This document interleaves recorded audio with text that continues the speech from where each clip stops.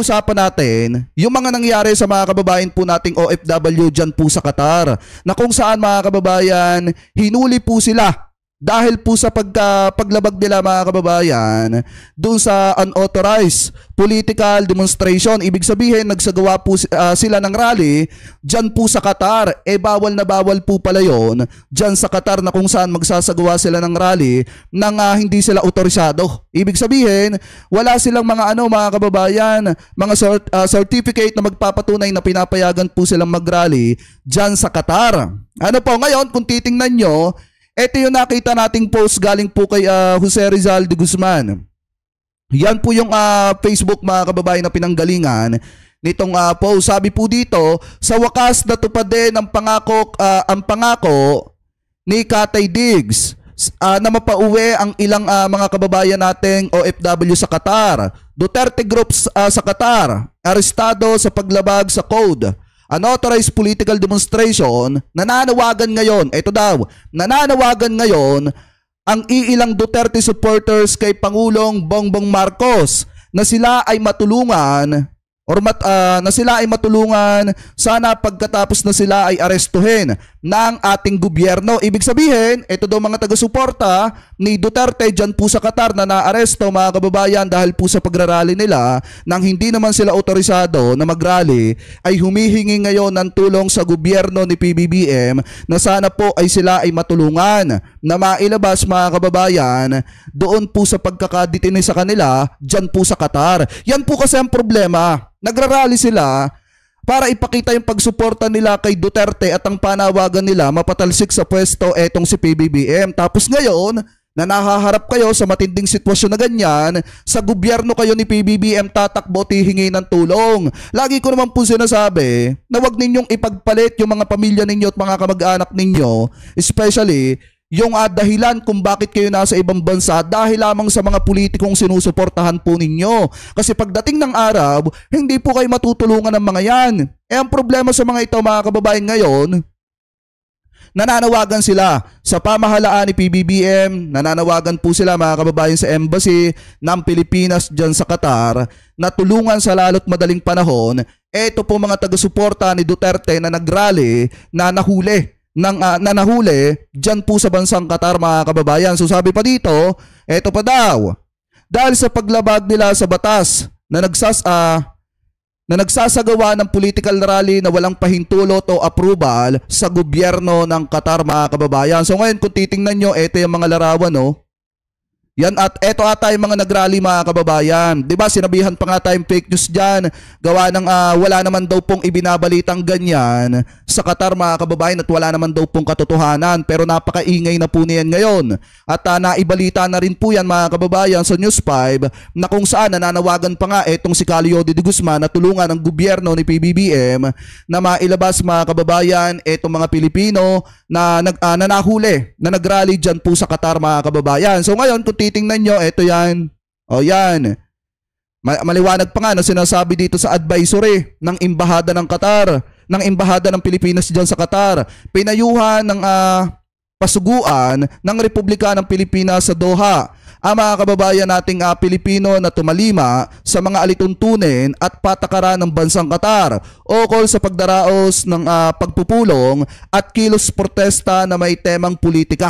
Yan po yung pagkakasabi dyan. Pero saglit na makinig dyan yung mga taga-suporta ni dating Pangulong Duterte, ano po ang ginawa nila? Nagsagawa pa rin sila ng rally kahit wala naman pala silang dokumento na magpapatunay na pinapayagan sila ng bansang Qatar na magsagawa ng rally. Kaya ang ending, naaresto po sila, nahuli po sila at ngayon ay nakadetine. Eto mga kababayang Pilipino po natin na OFW dyan po sa Qatar. So ngayon kung titingnan nyo, sabi dito sa balita na nakita po natin galing po sa News 5 mga kababayan, eto daw, nananawagan ang labor leader at senatorial candidate na si Leo de Guzman sa Philippine Consulate sa Qatar at Department of Foreign Affairs or etong DFA na gawin ang lahat upang matulungan mapalaya ang mga OFW yung naaresto dahil sa pagrarally dyan po sa Qatar. Sa isang anunsyo ng Philippine Embassy sa Qatar, batid nila na mayroong ilang Pilipino na naaresto at na-detain nitong Biyernes, March 28 dahil sa suspected unauthorized political demonstration. The embassy is in touch with local authorities for the provision of necessary consular assistance to said nationals sa ad ng embahada, mga kababayan. So kahit papaano, ang embahada ay nagpaalala sa mga kababayan Pilipino po natin dyan sa Qatar. Hindi na po natin problema kung matitigas ang ulo ng mga yan. Pero sabi ko nga po sa inyo, mabait ang gobyerno ni PBBM. Bagamat ganon yung ginawa nila, ang embahada ng Pilipinas dyan po sa Qatar ay tutulong pa rin sa mga kababayan po nating OFW na nakakulong at nadetine dyan po, mga kababayan, sa Qatar. Ito nga yung pinakamatindi dito eh. Biruin nyo ha, ang ipinananawagan ng mga nagrally dyan sa Qatar na OFW natin, mga kababayan dyan, para suportahan etong si Duterte at batiin sa kanyang kaarawan. Kasabay din nun yung panawagan ng himutok nila sa ating gobyerno, sa gobyerno ni PBBM. Pero sa huli, hindi ang mga Duterte makakatulong sa kanila, kung hindi ang taong gusto nilang patalsikin sa ating bansa, mga kababayan. Yung tao na gusto nilang patalsikin sa pwesto, which is ang gobyerno ni PBBM. Ang presidente pa rin ang makakatulong po sa kanila. Sabi pa dito, kasunod dito, muling idiniin ng Philippine Embassy sa Qatar ang nauna na nilang anunsyo sa mga Pilipino roon na igalang ang lokal na batas at ang customs sa naturang bansa kaugnay ng mass demonstration at expression of political grievances, mga kababayan, or grievance. Yan po yung pagkakasabi dito, pero hindi po yan sinunod ng mga kababayan po nating Pilipino. Kaya ang ending, mga kababayan, na-aresto po sila. Pero bagamat ganun pa man, ang ating gobyerno nakahandang tulungan etong mga kababayan Pilipino po natin dyan sa Qatar na matitigas ang ulo, na talagang nagpakita ng pagsuporta dito kay Duterte, na wala naman pala pong pinanghahawakan na dokumento na pinapayagan sila na mag-rally ng bansang Qatar. Sabi ko naman po sa inyo, yung mga kababaeng OFW natin, walang masamang sumuporta at maging panatiko ng isang politiko. Pero sana isipin nyo po yung mga dahilan kung bakit nasa ibang bansa po kayo ngayon, kung bakit naandyan po kayo sa bansang Qatar para magtrabaho at suportahan at tulungan ang inyong pamilya at mapag-aral ang inyong mga anak, hindi para kay Duterte. Kasi unang-una, noong umalis naman kayo ng Pilipinas, hindi naman kayo tinulungan ni Duterte para sa pagpaprocess ng inyong mga dokumento. Pangalawa naman, mga kababayan, hindi porket sumusuporta kayo kay Duterte, handa nyo ng isalalay at ibuwis yung mga trabaho ninyo at pinagkukunan ninyo ng inyong hanap buhay. Dahil unang-una, pagka tulad niyan, nasa matindi kayong sitwasyon ngayon, hindi naman kayo tinutulungan ng mga vlogger ni Digong at hindi rin naman kayo matutulungan ng mga Duterte, kasi nga busy ang mga Duterte sa pagsagip sa kanilang tatay. Ang makakatulong lang sa inyo ang gobyerno ni PBBM, ang gobyerno ng taong gusto ninyong mapatalsik sa pwesto. Kaya doon sa mga kababayan Pilipino natin, sana matuto na kayo sa nangyaring ito sa inyo dyan sa Qatar. Ano po ngayon, punta naman po tayo, mga kababayan. Yan, dito po sa isang balita na nakita natin na kung saan nagpaabot ng nakakaawang pagbati at nakakalungkot na pagbati daw etong si Basti Duterte sa kanyang ama, mga kababayan. Kasi ito yung sinasabi na literal na drama talaga. Ito, panoorin po natin. Kababayan ko, ang tatay ko ay binigay ng Administrasyong Marcos sa ICC at ngayon ay nasa Netherlands. Si PRRD ay isang Pilipino. Si Rodrigo Roa Duterte ay dapat, kung may haharapin siyang kaso, ay dapat dito sa lupa natin, dito sa Pilipinas.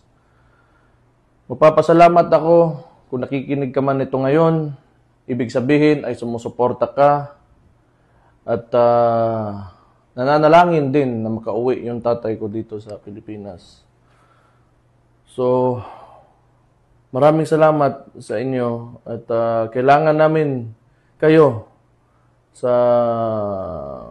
laban na ito. Hindi namin kaya kung wala kayo, mga Pilipino, sa likod namin.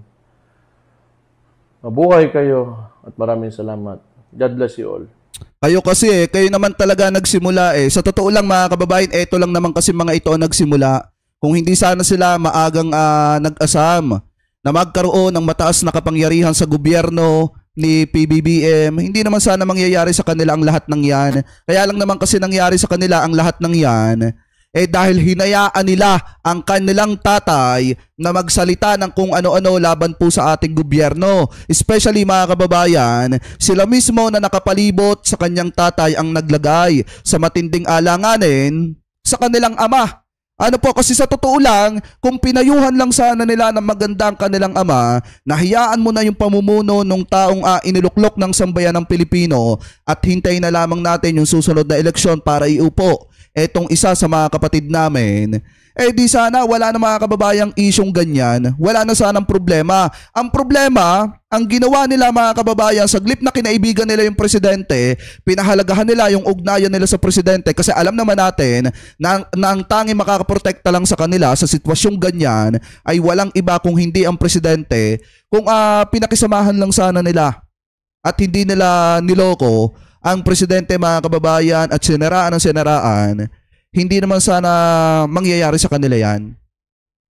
Kaya lang naman kasi nangyari sa kanila yan kasi mas nangibabaw sa kanila yung kanilang ambisyon na mapatalsik si PBBM at makuha yung posisyon sa gobyerno ni PBBM. Maging presidente si Sara at magkaroon ng posisyon sa gobyerno mga kapatid ni Sara Duterte. Kaya ang ending mga kababayan, saglip na po protektahan ni PBBM yung kanilang ama, hinayaan ng ating presidente si dating Pangulong Duterte na harapin niya yung mga totoong kaaway niya. Wala namang talagang ginawa mga kababayan, sa totoo lang yung mga nagsasabi dyan na tinraidor ni PBBM itong si dating Pangulong Duterte. Wala namang pagtatraidor na nangyari dyan dahil alam naman po nating lahat, nakaupo pa si Duterte, presidente pa lang si Digong, talagang may kaso na siya na dapat niyang harapin. 2017 pa lang, 2018 pa lang, alam na po natin na may kasong haharapin in the future etong si dating Pangulong Duterte. At ngayon, ang magagawa lang dapat ng presidente ngayon ni PBBM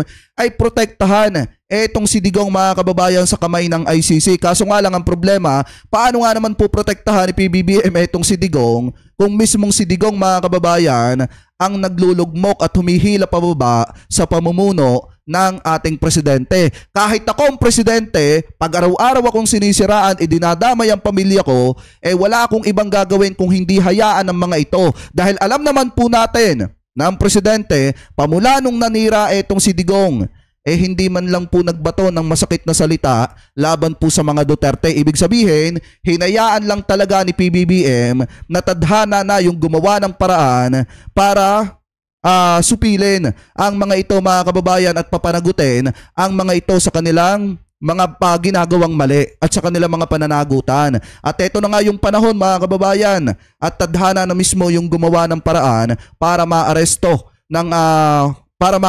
itong si dating Pangulong Duterte ng ating mga law enforcer sa bisa ng warrant of arrest ng ICC na ipinadaan sa Interpol. Yung mga nagsasabi naman dyan na dapat daw dito sa Pilipinas nililitis itong si dating Pangulong Duterte, sa tingin nyo may hustisya pa kaya?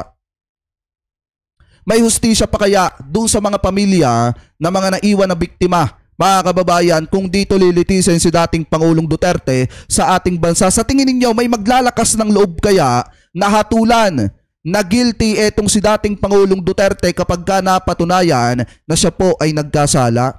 Alam naman po natin na si dating Pangulong Duterte pagdating dito sa Pilipinas ay may kapangyarihan pa rin po dahil may mga kaalyado siya na nasa pwesto at nakaupo mga kababayan. Especially may mga iniluklok siya mga kababayan sa gobyerno, lalo na sa gobyerno natin ngayon, na mga kaalyado niya pa rin. So yung sinasabing nila na dito litisin itong si Digong, pag dito nilitis yan, aandar pa rin yung padri-padrino system. Pero pag doon sa ibang bansa, hindi uobra yung kanilang mga galamay doon. Kaya nga mas maganda na doon na lamang politisen itong si dating Pangulong Duterte para mapagbayaran niya para mapagbayaran niya lahat ng mga kasalanan niya at para umusad ng tama at wasto yung proseso ng paglilitis mga kababayan. Ibig sabihin, patas yung mangyayaring paglilitis pag doon sa International Criminal Court kasi hindi may impluwensyahan ng mga galamay ni dating Pangulong Duterte. Ano po ngayon mga kababayan, nasa sa inyo na lamang po kung magpapabiktima kayo sa mga paawa effect ng mga ito or mangingibabaw sa inyo yung pagmamahal ninyo sa Pilipinas. Kasi yung iba mga kababayang Pilipino po natin, sobrang laki na po talaga ng sablay.